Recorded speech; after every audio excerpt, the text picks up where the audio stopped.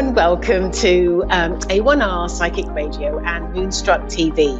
My name is Gail Moffat, and you can find me on all sorts of places because I'm on Facebook and Instagram and Twitter and YouTube. So just try and find me.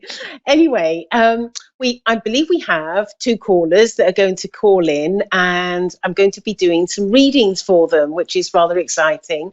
But before we go to them, I thought I'd just do a little talk and see where we go with this. And my first sort of area of talking is I was thinking about how when we look at people who are what we call clairvoyant or psychic, and they always talk about how they have a guide. And of course, I have a guide too, and I have more than one, and that's not too uncommon either. I'm not alone in that. And now I was sort of thinking about this, and I was thinking that for those people that consider themselves not psychic or able to do what I'm doing in any way, they probably think to themselves, wouldn't it be nice to have a guide? And I really wanted to just say to you that you absolutely do, because every single person on this planet will have a guide, will have somebody that is allocated to them to help them on their path. And when we look to sort of having a reading on this program, and we think about how we would like to sort of connect with spirit and have some guidance or something of that nature. So what I'm saying is that it may be that you're unable to connect to your guide, but your guide will be prompting you, will be nudging you, will be bringing things into your life that you think, well, how did that happen? Or it's all going on despite you not being aware of it, because ultimately the objective of the guide is to make sure that you keep on track and keep to the path which is meant to be, because you've come to the earth to learn all sorts of lessons and do all sorts of things and have such fun and probably a bit of tears as well, because that's life. None of us are immune to that. But they are sort of nudging you and maneuvering you in certain ways. Obviously, one of the things that we do have is free will. So I don't want to say to you or to let you think that this guide is responsible for absolutely everything that's happened. And I can just sort of see some of you sort of later on tonight, how dare you do this to me? How dare you? Because that's not how it happens either. We have to take a little bit of personal responsibility for some of our actions that happen. But in addition to our guides, one of the things that we will also have is that people that we've loved, people that we know very well, who have passed over, will be around in our lives and be interested in lives. So let's say, for instance, you have a mum or a dad or somebody like that, and they will be just as interested in you and your life as they were before when they were here.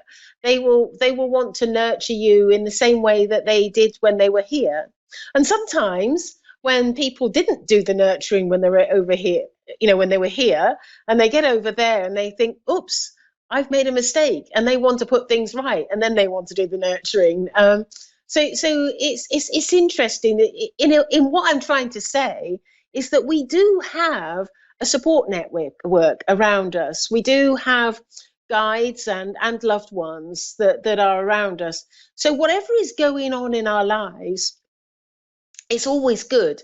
Talk out to them. Ask them for your help. Ask them, I'm struggling with this. Can you help me? And you'd be amazed, just like that. they will have some sense of responsibility themselves. Obviously, their responsibility is to help you, stick to the path, but also their responsibility is to, because they love you, they want to support you and and help you get out of all sorts of sort of sticky situations, perhaps, or get into a sticky situation, whatever. Anyway, so that's my little talk about who's around us, and so it's not just, so when you think of clairvoyants or mediums or psychics that have guides, it's not just us, it's all of us. We all have people that are there to look after us. So I think we can go to a caller, and I believe we have Jean in Mandeville, Louisiana. Are you there, Jean? Yes, I am, Gail. Oh, hello, and how are you today? I'm fine. How about you? Um, I'm all right, but I'm absolutely fed up with this lockdown. I'm desperate to Yeah. go out, but I'm not. But I'm also too scared to as well. But anyway, we have different rules and regulations over in England than what you've got there. So I don't know what's going on in Louisiana, because different states have different situations, don't they? Right. Um, anyway, I am a medium, and what that means is I'm able to connect to my guide, and I can either look to give guidance, or I can connect to somebody that you've loved, that has passed over, and bring them forward. Is there a particular way that you would like me to work? Um, I would love guidance, and it would be nice if somebody who I loved and missed could come through. Okay. Well, as I'm standing here, I was going to sort of, pin you down as to what sort of guidance you want, but I've got somebody sort of pressing on me at the moment, and I feel that you have a grandfather that's in spirit, and I almost want to call him like Grandpop, or that sort of name. Would that make sense to you? No, I was really hoping my mother come through to me, or my sister who passed. Did you say your mother or your sister? No, my brother or my sister. Oh, brother and sister. Because well, I've got a gentleman, and I feel and I feel that he went. This person that I've got here is I feel is a grandfather, and I feel like I want to go on your father's side of the family, and he's making me feel that there wasn't a strong connection with you. Does that make sense? There was no connection with the Right. no. Okay. Because I felt like you didn't really know him, or there was something of that nature, and I know that he's coming through for a particular reason, and I feel like he's been assigned to come through and deal with a matter that he feels is quite important, and he feels that he needs to settle something that has been has caused almost like a ripple effect in your family, that and he's making me feel that he needs to almost like put the record straight. Would that make sense as I'm starting to talk and connect with him? Yeah, it's like I don't even remember talking to my grandpa, either one of either side. But Yeah. Well, what he's saying to me is that he's saying to me that um, he he makes me feel that outside of his family that he was quite respected, but inside his family he makes me feel that he was a little bit of a tyrant.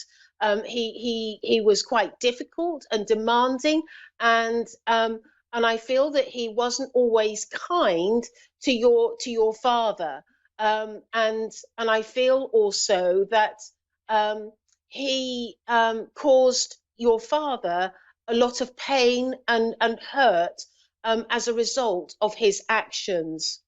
And I don't know whether what actually happened, why there's this sort of gap, but I know that he feels responsible for how your father is, because as a result, he's saying to me, as a result of his actions, his concern is that he affected your father in a way that sort of wounded him.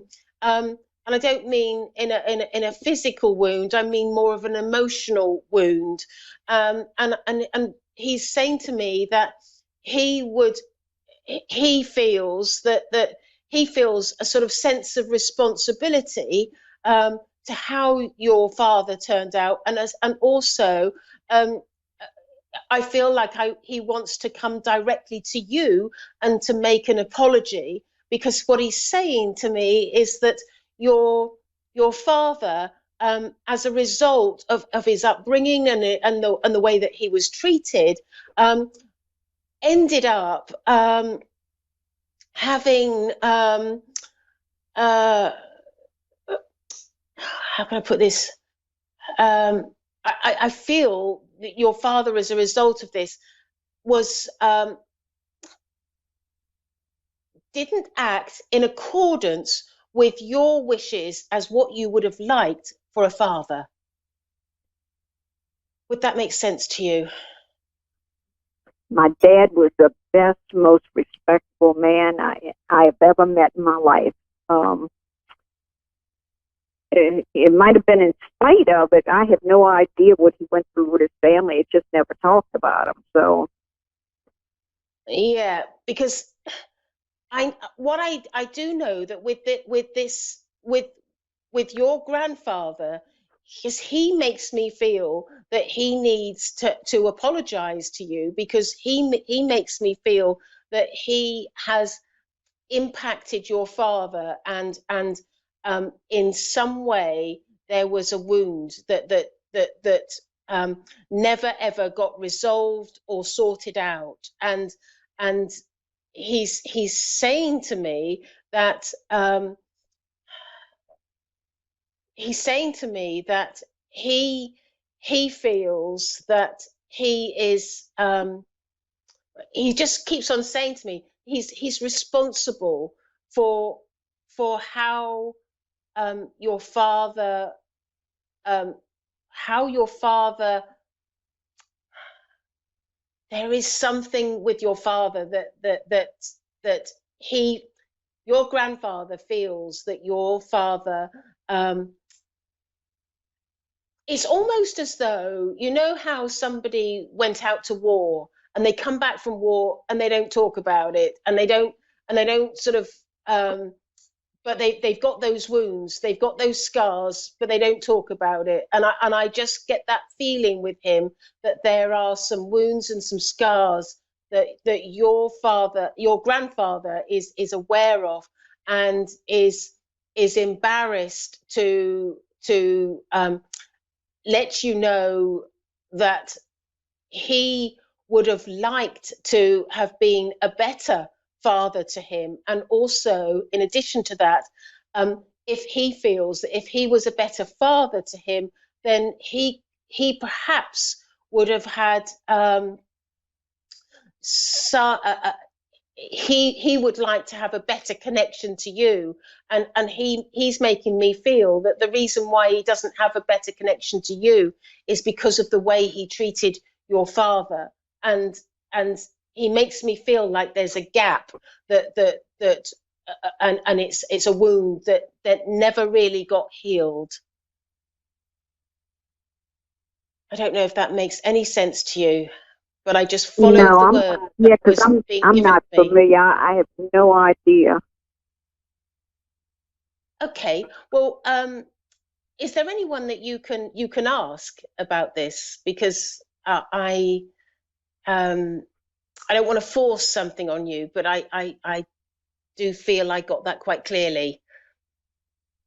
Um, it's because he's making me feel like he should have been a better father, grandfather, to better father to your father.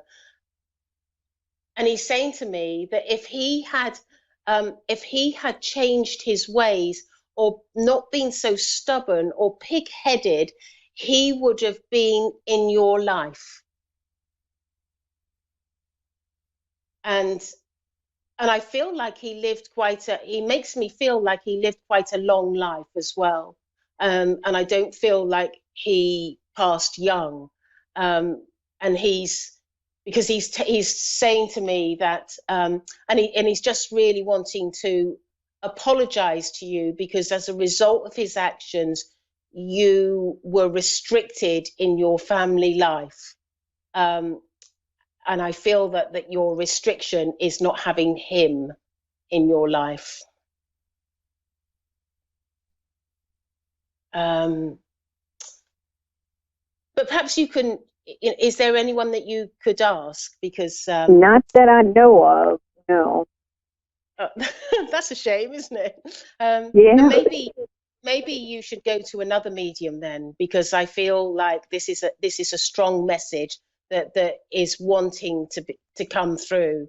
And I think that this it is something that because he needs to get his. It's like, in my experience, what happens is that when people go over to the spirit world, they get their knuckles rapped for things that they have done, and what will happen is that through mediums they will always want to come back and apologize, and I feel very strongly that his actions impacted family life, because I don't know what happened, whether he passed early or whether he was estranged from your father, but for one reason or another, I know that he feels guilty because he should have been there to support you and your family in the later years, and he wasn't. And he makes me feel that it was direct. He is a direct result of his actions, his behavior, and how he hurt your father. And I know that this was quite important, because normally I would just sort of push the point, and if you wanted a brother and sister, and I would have brought them through, but he was standing right in front of me before I even started, and I knew that he wanted to talk. So I'm going to leave it there, because we've run out of time. But Okay. I just, and maybe that's something that you can look into. I'm sorry that you don't recognize it, but I do feel quite strongly those are the words that he was giving to me, and I feel that and as I'm looking to him now, he's just taking a step back, and I feel like his shoulders are hunched, and he's just like emotional, because he feels like he hasn't achieved what he's set out to achieve, and I can Well, feel I'll remember that. There's just nobody I can think of at this time, that I can ask. Yeah. Okay. All right. Well, I've got another caller waiting. But if you want to connect with me and talk to me further, do find me on Facebook. My name is Gail Moffat, and maybe we could have a little bit of a chat in more detail or something like that, which is fine. Thank you so much, Gail. I appreciate it.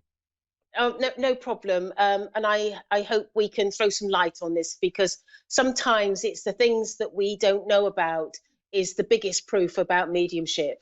And so let's see what happens. And thank you very much for calling in, Jean. Thank you. Thank you. And so I have now I'm not quite sure how to pronounce Lene in Syracuse, New York. Are you there? Good. How are you? I'm very well. How are you? So I am a medium and I am able to connect to loved ones or give you guidance. Is there a particular way that you would like me to work? Probably more so guidance. Okay, and where would you like me to focus? We're very short of time, so let's get to the point so I can give you what you need. Okay. Maybe like with relationships or like career and like life wise with the like well. I've got relationship, career, and then something else I didn't quite catch. Wealth.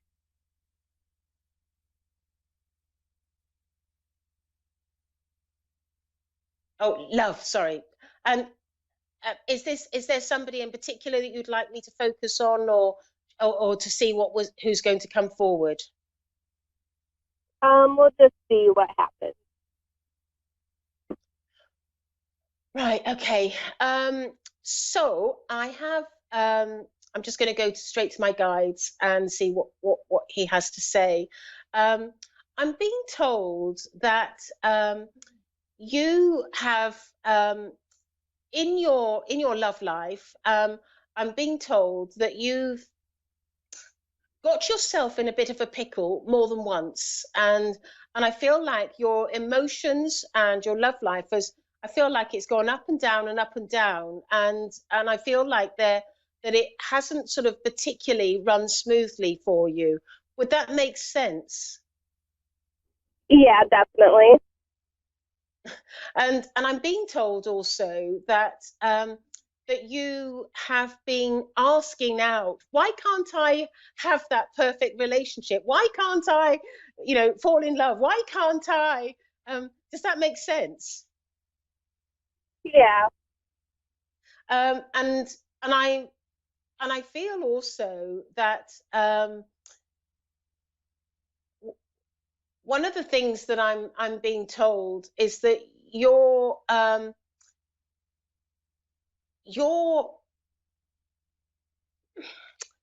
your like relationships of the future, I'm what I'm being told is,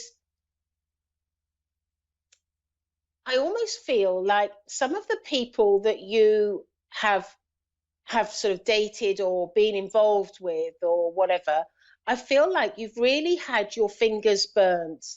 But what I'm being told is that you've learned numerous lessons from this situation, or situations, should I say? And I feel like you've really sort of reevaluated who you are and what you want out of a relationship moving forward. Because what I'm getting is that you've learned you know, like, I don't want that again, and I don't want this, and I'm going to be careful about that, and I was a bit naive here, and I shouldn't have done that there, and does that make sense to you? It's almost like you've created a bit of a love map. Would that make sense to you? Yeah, for sure. And what I'm being told is that almost like the next person, you've made a decision in your mind that you are going to be very careful and cautious over who you're going to meet, and get involved with. Because what I'm being told is, in your own mind, you're thinking that you don't want to be make any mistakes ever again.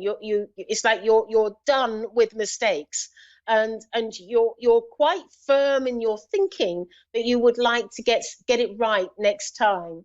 And what I'm being told is that I'm being shown, I don't know whether you're religious in any way or whether you're going to become religious, but I feel like there's some sort of religious setting where you're going to meet somebody.